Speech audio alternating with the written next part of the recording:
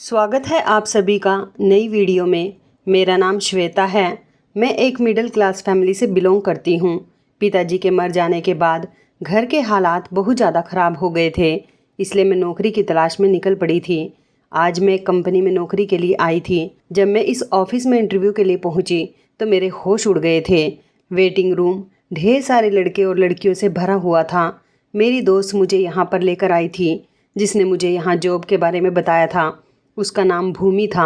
भूमि मुझे छोड़कर न जाने कहाँ चली गई थी। मैं यहाँ पर खड़ी हुई थी। इतनी ही देर में बिल्कुल मेरे करीब से एक हैंडसम लड़का ठीक मेरे सामने रखी हुई कुर्सी पर बैठ गया था। अचानक मेरी नज़र उस पर पड़ी तो वो मुझे एकटुक नज़र देखे ही जा रहा था।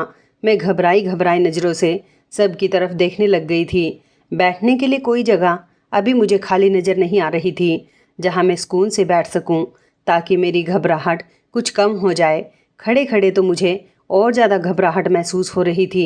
मेरा तो मन कर रहा था कि मैं यहाँ से भाग जाऊँ। तभी मेरी दोस्त भूमि ने मेरा हाथ पकड़ लिया और तेज़ी से कोने में रखी हुई एक खाली चेयर की तरफ मुझे ले गई। चेयर पर बैठकर मैंने ज़रा सुकून का सांस लिया था, क्योंकि एक तो ये चेयर कोने में रखी हुई थी और दूसरा मैं किसी की नज़रों में आने से भी बच गई थी। मुझे ज़रा बैठने के बाद कुछ सुकून मिला तो मेरी नज़र अपने कपड़ों पर गई, जो बस मामूली से कपड़े थे।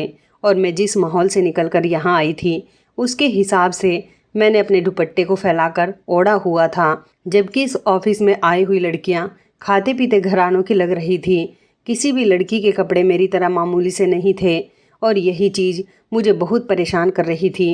वेटिंग रूम में मुझ सहित 15 लड़कियाँ और लगभग कुछ लड़के भी यहाँ पर बैठे हुए थे।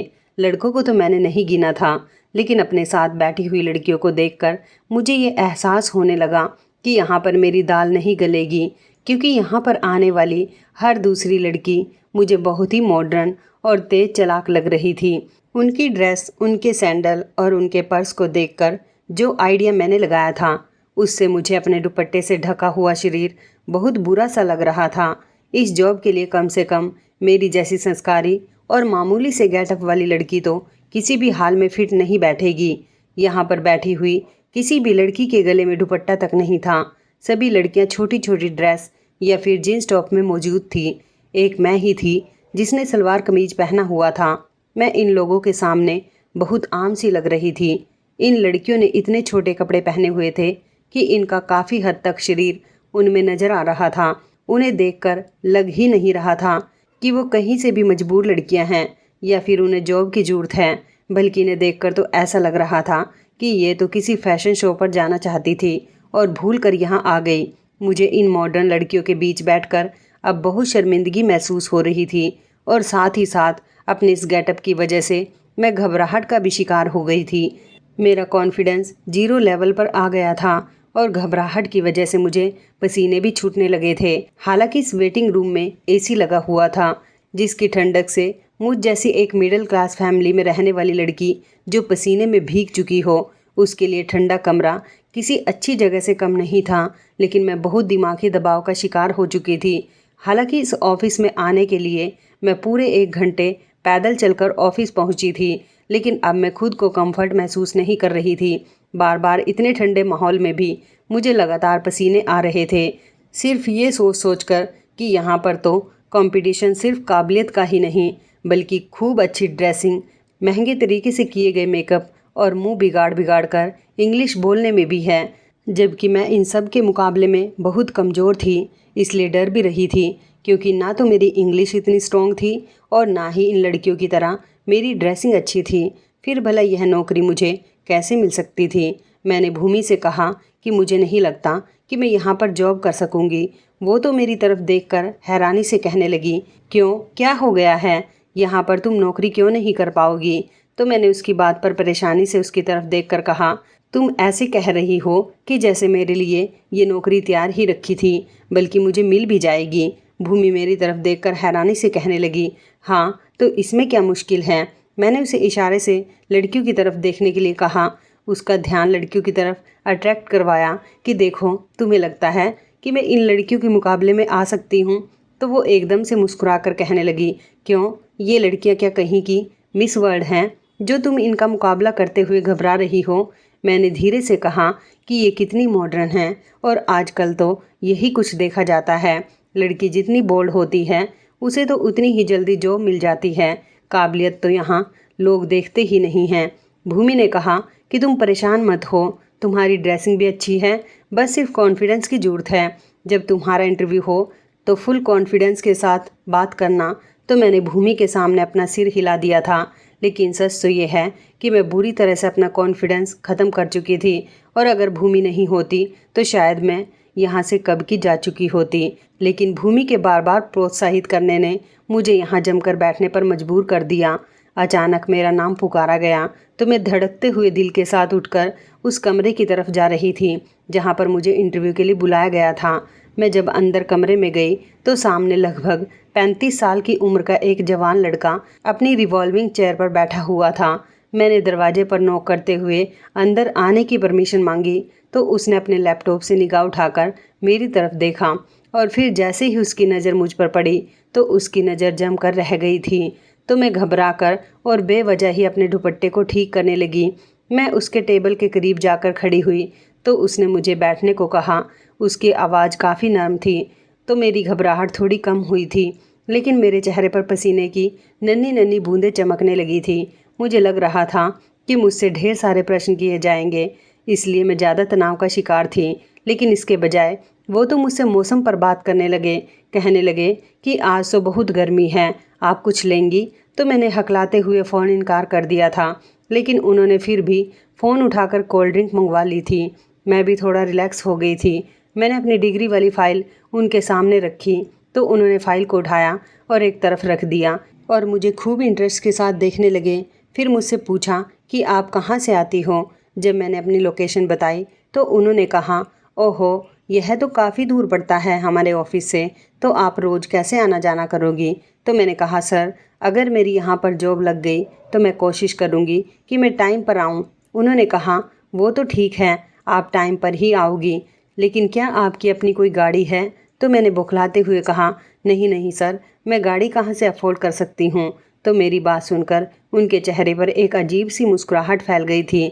इतने में उनका पियन अंदर आया और उसने कोल्ड ड्रिंक का एक गिलास मेरे सामने रख दिया तो मुझे उन्होंने हाथ के इशारे से कोल्ड ड्रिंक लेने के लिए कहा।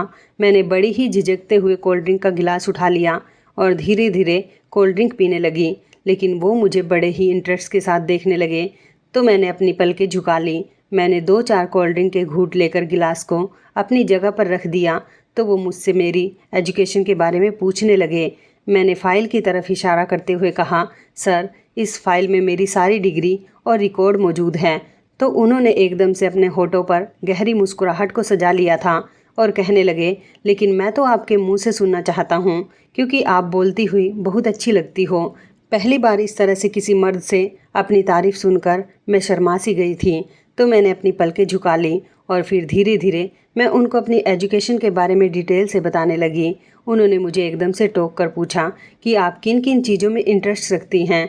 मैं उनके सवाल पर बड़ी हैरान हुई थी कि वो मुझे मेरी एजुकेशन या ज़रूरी इन्फॉर्मेशन लेने के बजाय सिर्फ मेरे बारे में जानना चाहते हैं। उनके सवाल बड़े अजीबोगरीब थे। वो कहने लगे, आप रात को क्या करती हो? सुबह कब उठती हो? रात को अगर देर तक जागती हो तो क्या करती हो? मैं हैरान और परेशान उनके सवालों के जवाब देती चली गई। थोड़ी देर के बाद उन्होंने मुझसे कहा, आपका कोई फ़ोन नंबर है तो आप यहाँ पर लिखवा दो। उन्होंने एक चिट मेरे सामने रखी तो मैंने फटाफट उस पर अपना नंबर लिख दिया। वो कहने लगे, ठीक है श्वेता जी, हम आपको फ़ोन करके इन्फॉर्मेशन दे देंगे। आपको इस जॉब के बारे में सब कुछ बता दिया जाएगा। आप तैयार रहना। मैं जाने के लिए उठकर खड़ी हो गई, लेकिन दरवाजे तक जाते हुए मुझे ऐसा महसूस हो रहा था जैसे 2 आंखें मेरी कमर पर चिपक गई हैं। मैं फ़ौरन इस कमरे से बाहर निकली तो भूमि काउंटर पर खड़ी यहाँ के ऑफिस बॉय से बात कर रही थी। ये वही लड़का था जो मुझे काफ़ी देर तक टकटकी बांधे देखता रहा। अचानक उसने भूमि की तरफ देखकर कुछ इशारा किया तो भूमि एकदम से खामोश हो गई और मेरी तरफ बढ़ी। उन दोनों का मुझे देखकर एकदम से चुप होना मुझे हैरान कर गया था। तो वो एकदम से कहने लगी, श्वेता, हो गया तुम्हारा इंटरव्यू? मैंने सर हिलाकर उसे बताया कि हाँ, हो गया, अब चलो चलते हैं। तो वो कहने लगी कि चलो ठीक है, फिर घर चलते हैं। ये कहकर उसने इस हैंडसम से लड़के की तरफ देखकर उसे बाय कहा और मेरे साथ लिफ्ट में सवार हो गई थी। मुझसे कहने लगी कि भगवान करे तुम्हारा यहाँ पर काम हो जाए। लिफ्ट के अंदर दाखिल होते हुए भूमि ने मुझसे कहा तो मैं खामोश रही थी। फिर मैंने धीरे से भूमि से पूछा कि क्या तुम पहले भी इस ऑफिस में आती जाती रही हो? तो वो एकदम से चौंक गई और तेज़ी से कहने लगी, हाँ, मैं 1-2 बार यहाँ पर आई थी। मैंने भी यहाँ पर इंटरव्यू दिया था, लेकिन सिलेक्ट नहीं हुई। मैंने कहा, वो काउंटर पर खड़ा हुआ लड़का कौन था? तो भूमि ने कहा, अरे वो तो विशाल था, यहाँ पर अंगद सिंह के लिए काम करता है। मैंने कहा, अंगद सिंह कौन? तो वो कहने लगी, अरे वही जिन्होंने तुम्हारा इंटरव्यू लिया था। जब मैं 1-2 बार इस ऑफिस में आई थी तो अंगद से मेरी मुलाकात हुई थी। मेरी उसके साथ सिर्फ हाय हेलो हो गई। उसने ही मुझे यहाँ की वैकेंसी के बारे में बताया तो मैंने सोचा कि तुम्हें भी आगाह कर देती हूँ, क्योंकि तुम्हें जॉब की बहुत ज़रूरत थी। मुझे उम्मीद है कि तुम्हारा यहाँ पर काम हो जाएगा। भूमि की बात सुनकर मेरे दिल में भी एक उम्मीद सी जाग उठी थी। हम लोग जब बस स्टॉप पर उतरे तो भूमि अपने घर की तरफ रवाना हो गई और मैं भी धीरे धीरे कदम उठाते हुए अपने घर की तरफ बढ़ी ही थी कि अचानक गली के नुक्कड़ पर पहुंचते ही मुझे शरद ने रोक लिया और कहने लगा, ये भूमि तुम्हारे साथ क्या कर रही थी? उसके सवाल पर मुझे गुस्सा आ गया और मुंह बनाते हुए कहने लगी कि तुम्हें क्या प्रॉब्लम है, मैं किसी के साथ भी रहूं? तो वो मेरी तरफ देखते हुए कहने लगा, तुम होश में तो हो? ये तुम कैसी बातें कर रही हो? तुम्हें नहीं पता कि मेरी क्या प्रॉब्लम है? मैंने कहा, हाँ, मुझे नहीं पता तुम्हारी क्या प्रॉब्लम है, मैं जिसके साथ भी रहूं। तुम होते कौन हो? तो वो मेरी बात सुनकर अपनी आंखें फैलाते हुए कहने लगा, मेरे ख्याल में जब से तुम्हें बाहर की हवा लगी है तुम्हारी याददाश्त काफ़ी कम हो गई। क्या तुम्हें याद दिलाने की ज़रूरत है कि मैं तुम्हारा मंगेतर हूँ? और मंगेतर बने हुए भी मुझे कुछ दिन नहीं बल्कि पूरे 4 साल हो गए हैं और इस नाते से मैं तुमसे सवाल पूछने का हक रखता हूँ। मैंने उसे चिढ़ते हुए कहा, पहले तुम खुद को इस काबिल तो कर लो, तब मुझसे सवाल करना। तो वो कहने लगा, काबिल भी हो जाऊँगा, क्यों फ़िक्र कर रही हो? मैंने अपने फ्रेंड से बात की है, जल्द ही मेरा वीज़ा हो जाएगा तो मैं बाहर चला जाऊँगा। लेकिन इस टाइम तो तुम ये बात याद रखो कि मैं अब दोबारा कभी तुम्हें भूमि के साथ ना देख लूँ। वो इतनी अच्छी लड़की नहीं है। मैंने उसे कहा, वो तुम्हारी नज़र में कैसे अच्छी हो सकती है? काम जो करती है, अपना कमाती है, ऐसी लड़कियाँ तुम्हें कहाँ अच्छी लगती हैं? मेरी बात सुनकर शरद गुस्से भरे शब्दों में कहने लगा, जिस बात के बारे में तुम्हें पता नहीं है उस बात पर बेवजह उसकी साइड लेने की तुक नहीं बनती। तुम उसके बारे में कुछ भी नहीं जानती।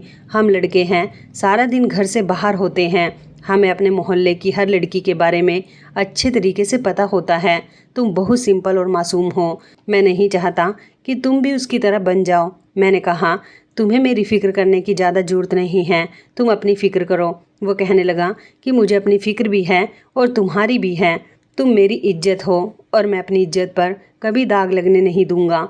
मैंने कहा, मैं घर से बाहर निकली हूँ तो अपनी इज्जत पर दाग लगाने के लिए नहीं, इसलिए बेहतर होगा कि तुम मुझसे यह फिजूल की बातें मत करो। सिर्फ गैरतमंद होने से पेट नहीं भरता, पेट भरने के लिए बाहर निकलकर कमाना भी पड़ता है। अपने अंदर काबिलियत डालो। मुझे शादी करके घर ले जाओ तो मैं भी घर के अंदर बैठी रह जाऊंगी। इससे पहले वो मुझे कुछ और भाषण देता जो काफ़ी समय से मुझे देता रहा था। मैं फ़ौरन आगे बढ़ गई। इस तपती हुई गर्मी और लू ने मेरी हालत पहले ही काफ़ी ख़राब कर डाली थी। मैं तेज़ तेज़ कदमों से अपने घर में दाखिल हुई और तेज़ी से अपने कमरे में आ गई तो मेरी मम्मी एकदम से बिस्तर से उठकर बैठ गई। कहने लगी, क्या बात है श्वेता, आज तुमने बहुत देर लगा दी। ये कोई टाइम है घर आने का? शाम के 5 बज रहे हैं। कितनी बार कहा है कि जॉब करने के भूत को अपने दिमाग से उतार दो। हमारे ख़ानदान में कभी किसी लड़की ने जॉब नहीं की, लेकिन तुम पर तो भूत सवार हो चुका है। तो मैंने अपने शरीर से दुपट्टा उतार कर दूर फेंक दिया और मम्मी के सामने आकर खड़ी हो गई। मैंने कहा, मम्मी, सवाल जवाब से हटकर मुझसे अपने लिए भी कुछ पूछ लिया करो। तभी मेरी छोटी बहन पानी का गिलास लेकर आई। मैंने उससे कहा कि क्या बनाया है? तो वो कहने लगी, सब्जी और पूड़ी बनाई है। मुझे भूख लग रही थी इसलिए मैंने उससे कहा, तो फिर जल्दी से मेरे लिए लेकर आ। तो वह कहने लगी कि कैसे ले आऊँ? किचन पर तो भाभी ने ताला लगाया हुआ है। उसकी बात सुनकर मुझे गुस्सा आ गया था। मैंने कहा, भाभी ने ताला क्यों लगा दिया? तो वो कहने लगी, कुछ नहीं, बस मैंने मम्मी के लिए चाय बनाई थी। उनके सर में बहुत दर्द हो रहा था। भाभी को ये बात बुरी लग गई कि हम उनका सामान इस्तेमाल कर रहे हैं, इसलिए उन्होंने किचन को ताला लगा दिया। मैंने मम्मी से कहा, मम्मी, ये सब घर में क्या हो रहा है? क्या अब हम आपके लिए चाय भी नहीं बना सकते? ये सब आखिर क्यों हो रहा है? मैंने उलझा कर मम्मी से सवाल किया। मम्मी ने मेरे सवाल का जवाब नहीं दिया। मैं उनके करीब जाकर बैठ गई और उनसे कहने लगी कि आप इतने सुकून से कैसे रह सकती हो, मुझे भूख लगी हुई है। सुबह भी मैं खाली पेट घर से बाहर निकली थी। मेरा इतना स्टैमिना नहीं है कि मैं घर आकर भी भूखी रहूं। आप आखिर भैया से शिकायत क्यों नहीं करती? किचन में तो किसी न किसी ज़रूरत के लिए जाना ही पड़ेगा ना, और हम अपने भैया की ही तो कमाई खा रहे हैं। भाभी हमारे साथ ऐसा नहीं कर सकती। मम्मी मेरी बात खामोशी से सुन रही थी तो मुझे उन पर और ज़्यादा गुस्सा आ गया। मैंने कहा, आपकी इसी खामोशी के कारण ये दिन आया है। अगर आप भाभी को उनकी हद में रखती तो ये दिन कभी नहीं आता। मम्मी मेरी तरफ देखकर कहने लगी, तुम क्या चाहती हो? जो बातें मैं सारा दिन तुम्हारी भाभी से सुनती हूँ तो रही सही कसर तुम्हारा भाई पूरी कर दे। तुम अब मुझे अपने भाई से लड़वाना चाहती हो? मैंने कहा, मम्मी मैं नहीं चाहती कि आप उनसे लड़ो, लेकिन आप उन्हें बता तो दो कि उनकी पत्नी हमारे साथ बहुत गलत कर रही है। मम्मी कहने लगी, तुम एक काम करो, जब तुम्हारा भाई आएगा तो तुम खुद ही उससे बात कर लेना। मेरा मन कर रहा था कि मैं ज़ोर ज़ोर से रोऊं। मैं भाभी का भी सामना नहीं कर सकती थी क्योंकि उनका और मेरा 36 का आंकड़ा था। मैं इतना ज़रूर जानती थी कि उन्होंने जो किचन को ताला लगाया है वो सिर्फ़ और सिर्फ मुझे तंग करने के लिए किया है, वरना मम्मी और मेरी बहन से तो उनकी कोई लड़ाई नहीं है, और मुझसे भी लड़ाई की वजह सिर्फ उनका भाई है। वो बस यही चाहती है कि जल्द से जल्द मेरी शादी उनके हरामखोर भाई से हो जाए, जो कोई काम नहीं करता, जिसकी जेब में कभी 1 रुपया नहीं मिल सकता और ना ही उसके ऊपर कोई जिम्मेदारी है। भाभी जब शादी करके हमारे घर आई तो उन्होंने अपने भाई के लिए मुझे पसंद कर लिया था और वो चाहती है कि जल्द से जल्द मेरी उनके भाई के साथ शादी हो जाए। इसलिए उन्होंने मेरा उसके साथ रिश्ता फिक्स करवा दिया था, लेकिन मैंने साफ साफ इनकार कर दिया। और उसकी वजह ये थी कि मैंने पिताजी के मरने के बाद इस घर में जिस तरह के हालात देखे थे, उसने मेरे अंदर इतनी समझ पैदा कर दी थी कि मैं सिर्फ और सिर्फ ये सोचने पर मजबूर हो गई कि मर्द अगर कमाता हो तो ज़िंदगी के 4 दिन सुख से गुजर जाते हैं, और अगर वही मर्द कुछ नहीं कमाता हो और अपनी ज़रूरत के लिए भी अपने माता पिता के आगे हाथ फैलाता है तो कल वो अपनी पत्नी की जिम्मेदारी कैसे उठा पाएगा। भाभी तो बस किसी भी तरह से अपने हरामखोर भाई की शादी मेरे साथ करवा देना चाहती थी, क्योंकि उनको पता था कि उनके भाई को मेरी जितनी खूबसूरत और पढ़ी लिखी लड़की नहीं मिल सकती। इसलिए उन्होंने अपने भाई के लिए मुझे निशाना बनाया हुआ था। भाभी ने मुझे समझाने की बहुत कोशिश की थी। मैंने भाभी से यही कहा था कि अगर वो मुझसे शादी करना चाहता है तो अपना कारोबार कर ले। अगर उसे कहीं नौकरी नहीं मिल रही तो क्या हुआ, वो अपनी कोई छोटी सी दुकान ही कर ले। लेकिन वो तो किसी तरह का कोई कामकाज करना ही नहीं चाहता, तो ऐसे में मैं उससे शादी नहीं कर सकती। मेरे भैया ने तो पिताजी के मरने के बाद पूरे घर की जिम्मेदारी उठा ली थी। आपके भाई को मेरे ही भैया को देखकर कुछ सीख लेना चाहिए। इस बात पर भाभी पहले तो चिढ़ गई और उसके बाद उन्होंने मुझसे दुश्मनी रखना शुरू कर दी। भैया शुरू से बिल्कुल ठीक थे, लेकिन जब से उनकी गवर्नमेंट जॉब लगी थी वो सारी की सारी सैलरी लाकर मम्मी को दिया करते थे। लेकिन एक बार उनकी सैलरी में से कुछ पैसे गायब हुए तो भाभी ने घर में हंगामा कर दिया कि अब की बार की सैलरी उन्हें चाहिए। आज अगर थोड़े पैसे गायब हुए हैं तो कल सारी सैलरी गायब हो जाएगी। मम्मी जी की अब काफ़ी उम्र हो गई है, इसलिए उन्हें याद नहीं रहता कि उन्होंने पैसे कहाँ रख दिए, इसलिए हम ये रिस्क बार बार नहीं ले सकते। भैया भाभी की बातों में आ गए और उसी दिन से हमारे घर में जंग छिड़ गई। भैया भाभी के हाथ में पैसे लाकर क्या रखने लगे, वो तो हमारे निवाले भी गिनने लगी। हमें खाना बनाने के लिए सिर्फ थोड़ा ही राशन देती और अपना खाना पकाना भी अलग कर लिया। सारा सामान अपने पास रखकर अलमारी को ताला लगा दिया करती थी। हमें जो थोड़ा सा राशन देती उसमें भी यही कहा करती थी कि इसको भी तुम्हें सावधानी से बरतना है। मम्मी की हमेशा से आदत थी कि वो दिन में 2-3 बार चाय पिया करती थी, लेकिन भाभी ने चाय की पत्ती अलमारी में रखकर उसको ताला लगा दिया। बार बार अलमारी की चाबी मांगना हमारे लिए सिरदर्द बन चुका था। ढीठ बनकर जितनी भी बातें सुनी उसको सुनकर चाय पीने का दोबारा मन ही नहीं किया। कहाँ हमारे घर में 3-4 टाइम चाय बनती थी और कहाँ अब समय आ गया था कि सारा सारा दिन हम चाय पीना तो दूर कुछ खाए पिए बिना ही गुजार देते थे।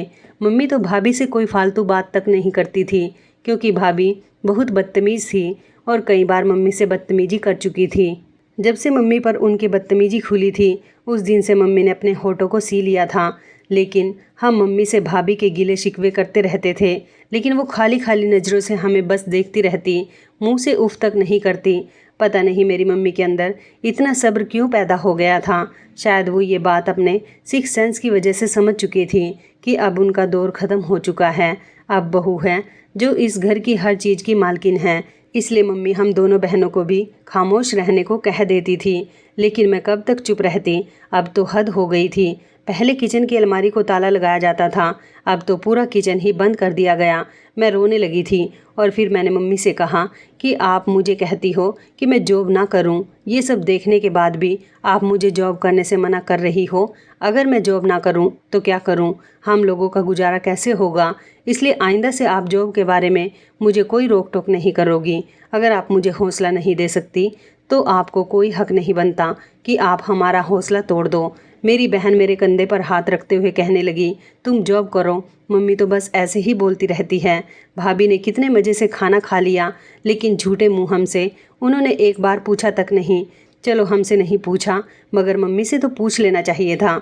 उन्हें पता है कि मम्मी शुगर की पेशेंट हैं और उन्हें भूख लगी होगी। मैंने अपनी बहन की तरफ देखकर कहा, ऐसा है तो फिर भैया कभी हमें अपनी ज़रूरतों के लिए 1 रुपया भी नहीं देने वाले और इस तरह हम भूखे मर जाएंगे। भैया भाभी हमें पलट कर भी नहीं देखेंगे। मेरी बहन कहने लगी कि आप सही कह रही हो दीदी, बस मेरा भी इंटर कंप्लीट हो जाए, उसके बाद मैं भी कोई छोटी मोटी जॉब ढूंढ लूँगी।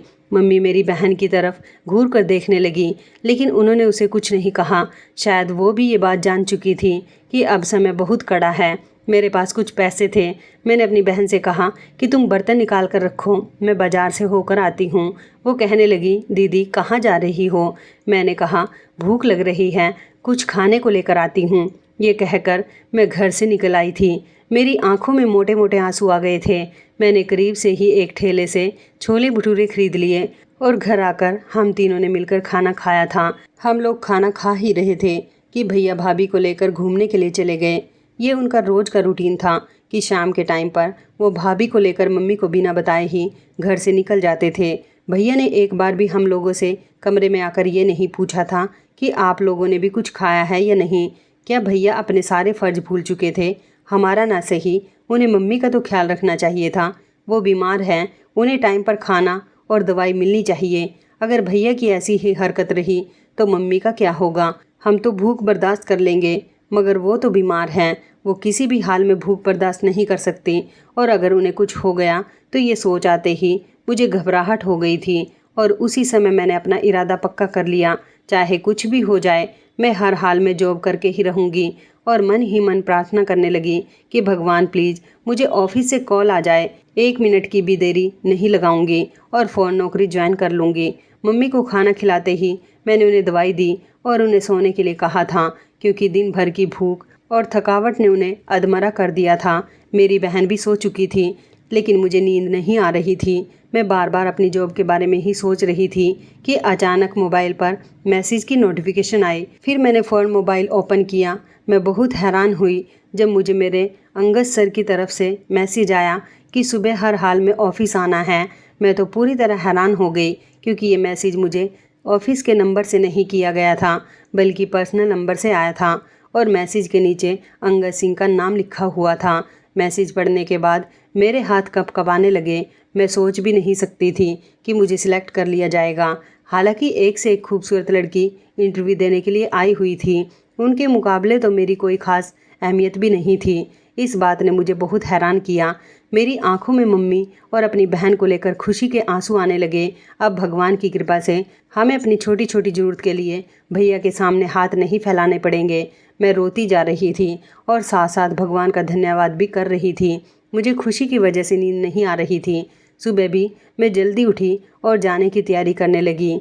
अपने कपड़े निकालने लगी। मम्मी की आंख खुल गई और वो मेरी तरफ से देखकर हैरान हुई। श्वेता, इतनी सुबह सुबह कपड़े क्यों इस्त्री कर रही हो? मैंने मुस्कुराते हुए उनकी तरफ देखा। मैंने कहा, मम्मी अब भगवान ने चाहा तो हमें पेट की भूख अब नहीं देखनी पड़ेगी। तो मम्मी कुछ ना समझते हुए मेरी तरफ देखकर कहने लगी कि क्या कह रही हो तुम? मुझे तुम्हारी कोई बात समझ नहीं आ रही। मैंने फटाफट कपड़े हैंगर में रखे और उनके करीब आकर बैठ गई। फिर उनका कमज़ोर हाथ अपने हाथ में लेकर मैंने चूम लिया और उनको बताया कि मेरी नौकरी फिक्स हो गई है। ऑफिस वालों की तरफ से मुझे मैसेज आया है, आज मेरी ज्वाइनिंग है और मुझे आपके आशीर्वाद की बहुत ज़रूरत है। मेरी मम्मी मेरी बात सुनकर रोने लगी और कहने लगी, अब तुम जॉब करोगी, वो भी ऑफिस जाकर, दुनिया वाले क्या कहेंगे। मैंने मम्मी से कहा, मम्मी आपको अब भी दुनिया की परवाह है, जबकि कल आप सारा दिन भूखी रही, किसी ने आपको खाना तक नहीं दिया। आप किस दुनिया की बात कर रही हो मम्मी? अगर कल मेरे पास पैसे नहीं होते तो शायद हम लोग खाना नहीं खा पाते। छोड़ दो आप इस दुनिया की बातें, बस आप खुश रहा करो। मम्मी कहने लगी, अगर तुम्हारे भाई ने तुम्हें नौकरी करने की परमिशन नहीं दी तो तुम जानती हो ना कि वो तुम्हारी जॉब के कितना खिलाफ हैं। मैंने कहा, मम्मी मैं भैया से नहीं डरती, अगर उनको हमारी फ़िक्र होती तो वो खुद हमारी ज़रूरतों को पूरा करते। जॉब करना मेरी मजबूरी है, अब मैं किसी से नहीं डरती हूँ। मम्मी ने मेरे सिर पर हाथ रखकर मुझे आशीर्वाद दिया तो मुझे ऐसा लगा कि जैसे मैं शांत हो गई हूँ। सुबह 8 बजे जब मैं घर से निकलने लगी तो भाभी मेरे रास्ते में आकर खड़ी हो गई और हैरानी से मेरी तरफ देखते हुए कहने लगी कि कहाँ जा रही हो।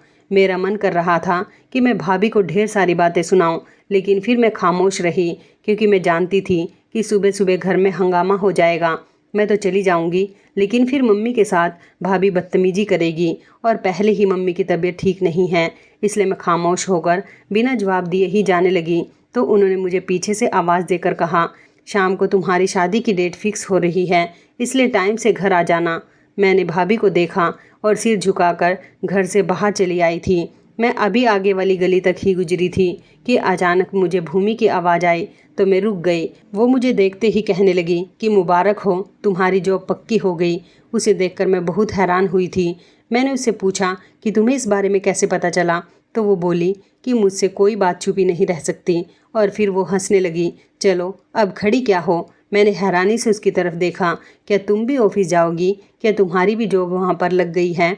तो उसने कहा, हाँ मुझे भी वहीं पर जाना है, लेकिन मैं तुम्हारी तरह खूबसूरत नहीं हूँ जिसको एकदम नौकरी मिल जाए, और वो भी इतनी शानदार। मैंने कहा, तुम्हारी ये बात मुझे बड़ी ही फिजूल लगी है भूमि। वो कहने लगी, अच्छा चलो चलते हैं। उसके बाद हम सारे रास्ते बातें करते हुए टाइम पर ऑफिस पहुंच गए थे। जैसे ही मैं ऑफिस पहुंची तो मुझे अंगद सर की कॉल आ गई और मुझे उन्होंने फ़ौरन ऑफिस में बुलवाया। मैं जब उठी तो देखा कि भूमि मेरे पास मौजूद नहीं थी। मैं वेटिंग रूम से निकलकर जैसे ही सर के कैबिन की तरफ जाने लगी तो भूमि विशाल के साथ कुछ बातें कर रही थी और वो मेरे देखते ही देखते ऑफिस से बाहर निकल गई। कमाल है, मुझसे मिलकर भी नहीं गई। मुझे भूमि का बिहेवियर बहुत बदला बदला सा लग रहा था। मैं धीरे से दरवाज़ा खोलकर जब अपने बॉस के ऑफिस के अंदर दाखिल हुई तो हैरान रह गई, क्योंकि बॉस कुर्सी पर नहीं बल्कि सोफे पर लेटे हुए थे और उनके टेबल पर शराब की बोतल भी रखी हुई थी और आसपास छोटे छोटे गिलास भी थे। वो लेटे लेटे सिगरेट भी पी रहे थे। कमरे में अजीब सी स्मेल आ रही थी। यहाँ पर खड़ा होना बहुत मुश्किल हो रहा था। मुझे बहुत घबराहट हो रही थी और मैं कमरे में चारों तरफ देख रही थी। तभी सर की भारी आवाज़ मुझे सुनाई दी जो मुझे बैठने के लिए कह रहे थे। मैं जैसे ही कुर्सी पर बैठी तो उन्होंने मुझे अपने सोफे पर बैठने के लिए कहा। मैं उनकी डिमांड सुनकर हैरान रह गई थी। उन्होंने जब देखा कि मैं कन्फ्यूजन का शिकार हो रही हूँ तो वो उठकर बैठ गए और फिर बड़ी गहरी नज़रों से मुझे देखते हुए कहने लगे, आपको ऑफिस का पहला दिन बहुत बहुत मुबारक हो। आप जैसी खूबसूरत लड़की को मुझे अपनी सेक्रेटरी बनाने पर गर्व है। उनकी ऐसी बातें मेरे सर के ऊपर से गुजरने लगी तो मैंने धीरे से कहा कि सर मेरा क्या काम होगा, आप मुझे गाइड कर दीजिए। तो उसने धीरे से कहा कि आप मेरी पर्सनल सेक्रेटरी हो, आपके सारे काम मुझसे शुरू और मुझ पर ही ख़त्म होंगे। मैंने नज़र उठाकर उनकी तरफ देखा तो एक पल के लिए मैं हैरान रह गई थी। उनके चेहरे और आंखों में अजीब सी मुस्कुराहट फैली हुई थी। वो मेरी तरफ देखकर कहने लगे कि अजीब लड़की है भूमि, सच में इस बार हीरा चुनकर लाई है। मैं अपने बॉस की बात पर एकदम से चौंक गई थी। फिर उन्होंने अपनी जेब से एक चेक निकालकर मेरे सामने रख दिया था और कहा कि ये उठा लो, 2 लाख रुपए का चेक है। मैंने हैरानी से उनकी तरफ देखा कि सर ये तो बहुत ज़्यादा है और मैंने तो अभी कोई काम भी शुरू नहीं किया, ये चेक आप मुझे किस लिए दे रहे हो? उन्होंने कहा, ये तुम्हारी एडवांस सैलरी है, क्योंकि तुम मेरी सेक्रेटरी हो, इसलिए सेक्रेटरी को अच्छे कपड़ों में आना चाहिए। इन पैसों से तुम अपने लिए शॉपिंग कर लेना। मैंने कहा, लेकिन सर ये तो बहुत ज़्यादा है। तो वो कहने लगे, तभी तो तुम्हें दिया है, तुम इन पैसों से कीमती कीमती सामान खरीदना। मेरी सेक्रेटरी होना आपके लिए कोई आम बात नहीं है, इसलिए आपको ये पैसे रखने पड़ेंगे और इनसे आप शॉपिंग करके और अच्छे गेटअप में कल ऑफिस ज्वाइन करना, मुझे खुशी मिलेगी। मैंने जैसे ही चेक उठाने के लिए अपना हाथ बढ़ाया तो उन्होंने मेरा हाथ पकड़ लिया। मैंने जल्दी से अपना हाथ बचा लिया। मैं उनकी इस हरकत से शर्मिंदा हो रही थी, लेकिन मैं भी क्या कर सकती थी। आखिर वो मेरे बॉस थे और ऊपर से मेरी जॉब का पहला दिन था, इसलिए मैं इस दिन को बिगाड़ना नहीं चाहती थी। आज तो मैंने कोई काम नहीं किया था। अगले दिन मैं सुबह ही अपनी बहन को लेकर शॉपिंग के लिए निकल गई थी और ढेर सारी शॉपिंग करके घर वापस आई तो भैया गुस्से से लाल पीले होकर मेरी तरफ देख रहे थे और उन्होंने मुझसे कहा कि आज रात को तुम्हारी शादी है, खबरदार मैं तुम्हारे मुंह से कोई बात ना सुनूं। मैं बिखर कर भैया के सामने आकर खड़ी हो गई और मैंने उन्हें कड़क शब्दों में कहा कि मैं ज़बरदस्ती की शादी को नहीं मानती। मेरे इतना ही कहने पर भैया ने मुझे कहा कि अभी और इसी समय तुम यहाँ से निकल जाओ, तुम्हारी इस घर में कोई जगह नहीं है। मैं अपना सारा सामान जो मार्केट से खरीद कर लाई थी वो सब हाथ में लिए घर से पलटने लगी। तभी मेरी मम्मी ने मुझे रोक लिया। भैया ने गुस्से से मम्मी की तरफ देखकर कहा, इसे मत रोकना मम्मी, वरना आप भी इसके साथ चली जाना। भैया की बात सुनकर मम्मी रोने लगी, लेकिन मैं भैया की बात सुनकर नहीं रुकी तो मेरे पीछे पीछे मम्मी और मेरी बहन भी निकल आई थी। मैंने मम्मी को बहुत समझाया कि आप वापस चली जाओ, मेरा जो होगा सो होगा, लेकिन मम्मी नहीं मानी। इस मुश्किल समय में मुझे सिर्फ एक ही रास्ता नज़र आ रहा था। मैं अपनी बहन और मम्मी को लेकर भूमि के घर चली गई। भूमि के घर पर उसकी बूढ़ी माँ और वो दोनों अकेली ही रहती थी। उसका कोई भाई भी नहीं था, उसके पिता पहले ही मर चुके थे। सारे घर की जिम्मेदारी भूमि ने अपने कंधों पर उठा रखी थी। उसने हमें बहुत अच्छे तरीके से अपने घर में रखा और एक कमरा हमें रहने के लिए दे दिया। मैंने यही सोच रखा था कि मैं बहुत जल्द अपने घर का इंतजाम कर लूँगी और ज़्यादा दिनों तक भूमि पर बोझ नहीं बनूंगी। और दूसरी तरफ अंगद सिंह के ऑफिस में अपनी मेहरबानियाँ बढ़ते हुए देखती तो मैं दिल ही दिल में डरने लगी थी। एक दिन मैं ऑफिस में दाखिल हुई थी कि सामने से आते हुए विशाल ने मुझे रोक लिया और धीरे से कहा कि अच्छा होगा कि तुम यहाँ से जॉब छोड़कर चली जाओ। तुम एक अच्छी और शरीफ घर की लड़की लगती हो, यह तुम्हारी जगह नहीं है। जाने क्यों मुझे उसकी बात पर बहुत चिढ़ाई, लेकिन मैंने उसकी बात को वैल्यू नहीं दी और आगे बढ़ गई। अब तो वो हर रोज़ ऐसा ही करने लगा था। मैं जब भी ऑफिस आती तो वो आगे बढ़कर मुझसे यही बात करता, लेकिन मैं हमेशा उसकी बात पर मुस्कुराकर उसे इग्नोर कर जाती थी। एक दिन मुझे बॉस ने कहा कि मीटिंग के लिए हमें होटल जाना है। मेरी तबीयत कुछ ठीक नहीं थी, मैं जल्दी घर जाना चाहती थी, लेकिन बॉस को इनकार नहीं कर सकी और उनके साथ चल पड़ी। होटल पहुंचकर बॉस मुझे एक कमरे में ले गया और मुझसे कहने लगा कि अभी थोड़ी देर तक बाकी सारे मेंबर्स भी पहुंचने वाले हैं, तुम चाय पी लो। चाय पीते ही अचानक मेरा सर घूमने लगा और मैं वहीं सोफे पर ही बैठे बैठे बेहोश हो गई। जब मुझे होश आया तो मैं तड़प तड़प कर रोने लगी, क्योंकि मैं बॉस के हाथों पूरी तरह से बर्बाद हो चुकी थी। मैंने चीख चीख कर कमरा सर पर उठा लिया तो बॉस ने एक जोरदार थप्पड़ मेरे मुंह पर मारा और कहने लगा कि एक तो खुद मुझे अपनी तरफ अट्रैक्ट करती हो और ऊपर से मुझ पर ही इल्ज़ाम भी लगा रही हो। खबरदार, जो मुझे दोबारा ऑफिस में नज़र आई तो मेरी इज्जत ख़राब करके वो खुद तो साफ़ सुथरा होकर उस कमरे से चल दिया था, जबकि मैं फूट फूट कर रोने लगी थी। इतने में विशाल अंदर दाखिल हुआ तो मैं खुद को समेटते हुए उठ खड़ी हुई थी। विशाल ने मेरी तरफ अफसोस से देखा और ज़मीन से मेरा दुपट्टा उठाकर मुझे उड़ा दिया और मुझे खामोशी से लेकर उस कमरे से बाहर निकला। रास्ते में मैंने रोते हुए उससे कहा कि मुझे किसी तरह भूमि के घर छोड़ दो, इस मुश्किल समय में वही मेरा साथ देगी। तो वह फीकी सी मुस्कुराहट से मुझे देखकर कहने लगा, जिसने तुम्हें इस दलदल में फंसाया है तुम फिर उसी के पास जाना चाहती हो। मैं उसकी बात सुनकर हैरान रह गई थी। विशाल ने मुझे बताया कि भूमि अंगद सिंह के लिए काम करती है और उसके लिए नई नई लड़कियां उसका दिल बहलाने के लिए लेकर आती है। तुमसे पहले भी वो कई सारी लड़कियों की इज्जत बर्बाद करवा चुकी है, इसलिए मैं तुम्हें समझाता था, लेकिन तुमने मेरी एक ना सुनी। उसकी बातें सुनकर मेरे पैरों तले से ज़मीन निकल गई थी। मैं तो भूमि को अपनी दोस्त और हमदर्द समझती थी, लेकिन वो तो मेरी सबसे बड़ी दुश्मन निकली। अब मुझे अपने से ज़्यादा अपनी बहन की फिक्र थी कि कहीं वो उसको कोई नुकसान ना पहुंचा दे। मैंने विशाल से कहा कि ये मामला इतना सीधा नहीं है, मुझे फ़ौरन पुलिस स्टेशन लेकर चलो, मैं अंगद सिंह के खिलाफ रिपोर्ट दर्ज करवाना चाहती हूँ। लेकिन पुलिस स्टेशन में हमें कल आने के लिए कहा गया। विशाल मुझे लेकर भूमि के घर गया तो उसके घर पर ताला लगा हुआ था। ये देखकर मैं परेशान हो गई कि ना जाने मेरी मम्मी और बहन कहाँ गई होंगी। मैंने चुपके से मोहल्ले के एक बच्चे को भैया के घर भेजा ताकि जाकर वहाँ देख आए कि कहीं मेरी मम्मी और मेरी बहन भैया के घर पर तो नहीं हैं। लेकिन बच्चे ने आकर मुझे बताया कि वो वहाँ पर नहीं हैं। तो मेरा दिल अब घबराने लगा। भगवान, मेरी मम्मी और बहन कहाँ चली गई? मेरे सिर पर तो अब छत भी नहीं रही, मैं कहाँ जाऊँगी? तो विशाल ने कहा कि अगर मुझ पर भरोसा करती हो तो मेरे घर चलो। इसके अलावा मेरे पास कोई चारा भी नहीं था। फिलहाल मैं उसके घर चली गई थी, लेकिन मेरे दिल में अंगद सिंह से बदला लेने का ख्याल आ रहा था। एक दिन मुझसे विशाल ने कहा, अंगद सिंह की बूढ़ी माँ के लिए एक नौकरानी की ज़रूरत है। तो मैं फ़ौरन ही तैयार हो गई थी और मुंह छुपाकर अंगद सिंह के घर दाखिल हुई। लेकिन मेरे होश उड़ गए थे जब मैंने इस घर में अपनी मम्मी और बहन को फटे हुए कपड़ों में देखा। उनको रस्सी से बांधा गया था। मेरी आंखों में आंसू आ गए। मैं उनके करीब जाने ही वाली थी कि एकदम अंगद सिंह मेरे सामने आकर खड़ा हो गया और मुझसे कहा कि तुम अपनी माँ और बहन को यहाँ से सही सलामत ले जा सकती हो, लेकिन इसके लिए एक शर्त है कि मेरे खिलाफ पुलिस स्टेशन में कोई भी रिपोर्ट दर्ज नहीं करवाओगी। मुझसे पहले ही एकदम विशाल ने कहा कि बेफिक्र रहिए सर, ये पुलिस स्टेशन नहीं जाएगी। आप बस इसकी माँ और बहन को छोड़ दो। मैं तो हक्का बक्का रहकर विशाल की तरफ देखने लगी। विशाल के यकीन दिलाने पर अंगद सिंह ने मेरी मम्मी और बहन को छोड़ दिया था और मैं उन दोनों को लेकर विशाल के घर पहुंची। मम्मी को अपने ऊपर बीतने वाली परेशानी के बारे में भी कुछ नहीं बताया था, क्योंकि मैं जानती थी कि वो ये खबर सुनकर ही मर जाएगी। और इस मौके पर विशाल ने मेरा पूरा साथ दिया था। उसने मुझे समझाया कि अंगद एक बहुत बड़ा और अमीर आदमी है, इसलिए तुम उसका कुछ नहीं बिगाड़ सकती। बेहतर यही है कि तुम खामोश हो जाओ और सब कुछ भगवान पर छोड़ दो, क्योंकि भगवान बेहतर फैसला करने वाला है। और सच में ऐसा ही हुआ था।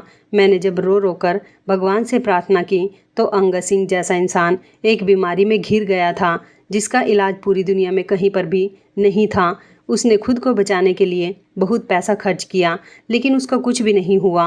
वो इतना लाचार हो चुका था कि वह खुद से करवट भी नहीं ले सकता था। और भूमि इस समय मेंटल हॉस्पिटल में है, क्योंकि उसके बॉयफ्रेंड ने शादी का झांसा देकर उसका सारा बैंक बैलेंस अपने नाम करवा लिया था और वो तब से ही पागल हो गई। ये दोनों ही बुरे करैक्टर मेरी आंखों के सामने अपने किए की सज़ा भुगत रहे हैं, तो मेरा दिल भी बेफिक्र हो गया। कुछ दिन बाद विशाल ने मुझे शादी के लिए प्रपोज कर दिया। मैंने सिंपल तरीके से विशाल के साथ शादी कर ली। मेरी बहन और मम्मी भी मेरे साथ ही रहती हैं। विशाल ने एक अच्छे पति होने के साथ साथ मेरी मम्मी का बेटा बनकर भी दिखाया, जिस पर मैं हर समय भगवान का धन्यवाद करती हूँ, जिसने विशाल के रूप में मुझे इतना अच्छा पति दिया। तो इस कहानी के बारे में आपकी क्या राय है, कमेंट करके ज़रूर बताइएगा। दोस्तों, आपको हमारी ये कहानी कैसी लगी, आप हमें कमेंट बॉक्स में ज़रूर बताएं। यदि आपके पास भी ऐसी कोई प्यारी सी कहानी है या फिर ऐसी कोई कहानी जिससे कुछ शिक्षा मिले, तो आप हमारे साथ उसको ज़रूर शेयर करें। दोस्तों, यदि आपको हमारी ये वीडियो अच्छी लगे तो आप हमारी इस वीडियो को लाइक शेयर ज़रूर करें और ऐसी ही दिल को छू लेने वाली प्रेरणादायक कहानियाँ सुनने के लिए हमारे चैनल को भी सब्सक्राइब करें। यदि आप हमें फेसबुक पर देख रहे हैं तो आप हमारे फेसबुक पेज को लाइक और फॉलो ज़रूर करें। तो दोस्तों, फिर मिलते हैं ऐसी ही ज़बरदस्त कहानी या टिप्स के साथ नई वीडियो में। तब तक के लिए धन्यवाद। आप सभी अपना ख्याल रखना। आपका दिन शुभ व मंगलमय हो।